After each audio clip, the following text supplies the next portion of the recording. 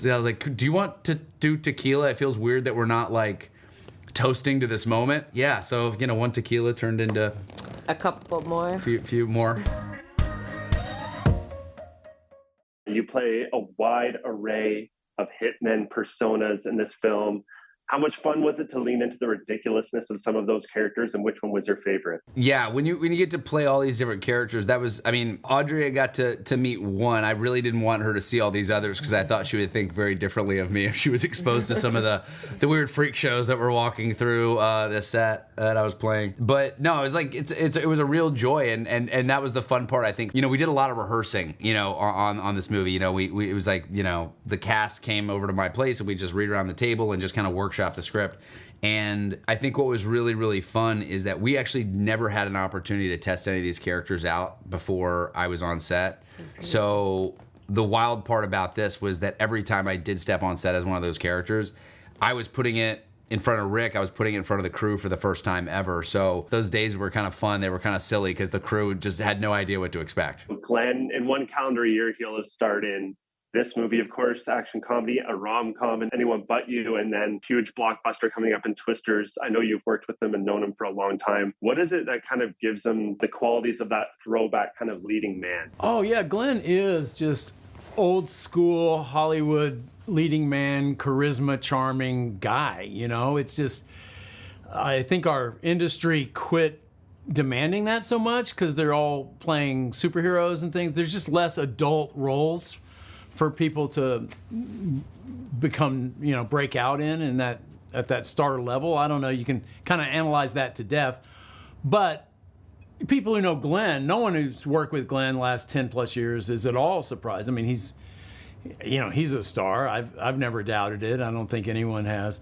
But, it just took the industry and the film world to kind of have this particular alignment. But I don't know. I'm excited about the Summer of Glenn. Legend has it that the first time you two met to discuss this movie, it went for like 4 or 5 hours. Maybe there were some unplanned drinks involved.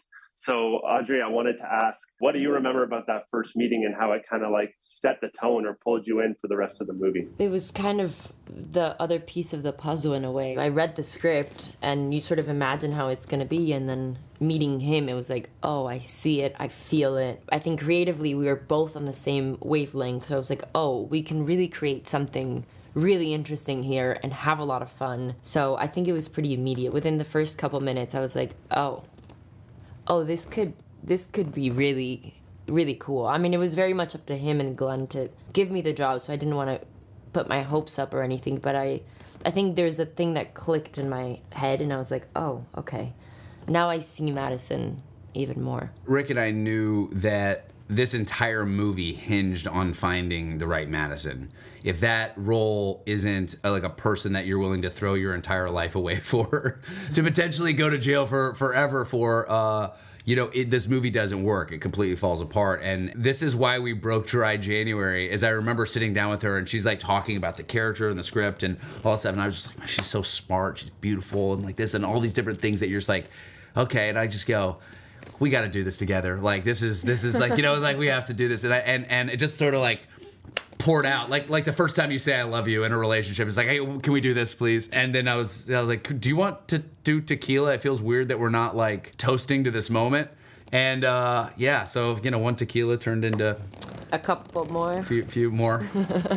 I know another person who's amazing in this film is Audrea, who I know you weren't overly familiar with before you got into the making of this film, but that first meeting went so well that you were like, this is her. So what was it about the Zoom meeting screen that left off for you? Oh, Audrea was like this godsend, because we don't have a movie if we don't have someone who can match Glenn in all these categories, and she's for Madison to work, she has to be so many things, and man, Audrea just killed it. She was just so perfect. I was so excited to meet her and work with her, and she was really the secret sauce. When she came in, that's when we started cooking. That's when the film started working.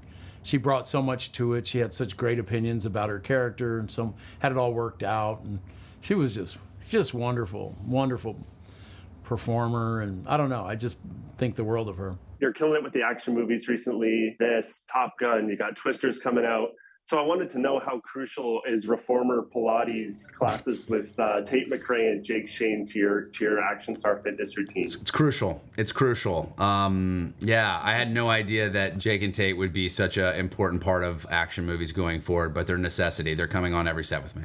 We talk about him being a star, so it makes it, as I've seen you comment on, a little bit hard to buy him as like the dork that he plays at the beginning of the movie. But you did say he has like a nerdy, like deep thinker type side. I was wondering, what's the nerdiest thing about Glen? Boy,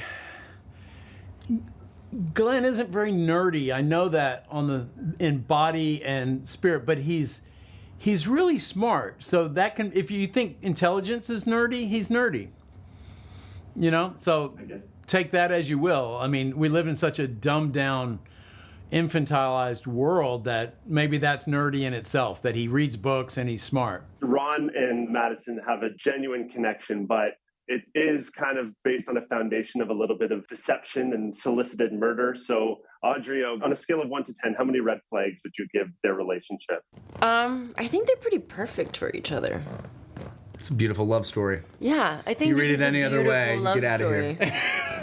here. With anybody else, I'd be like, red flag, red flag. I mean, the fact that I don't know his name, red flag, but he really redeems himself, you know? I agree. I think you really redeem yourself. I think we can all hope for someone that's willing to throw everything away to come to someone's aid, and that they love someone so much that they're willing to absolutely change at all costs to hold on to you. Maybe that's a good thing, maybe that's a bad thing. I don't know, but it's this love story, that's for sure. Like the video? Then hit the button, or better yet, drop us a comment. Then check out our latest videos here. And don't forget to subscribe by hitting the button here for more celebrity interviews and entertainment news.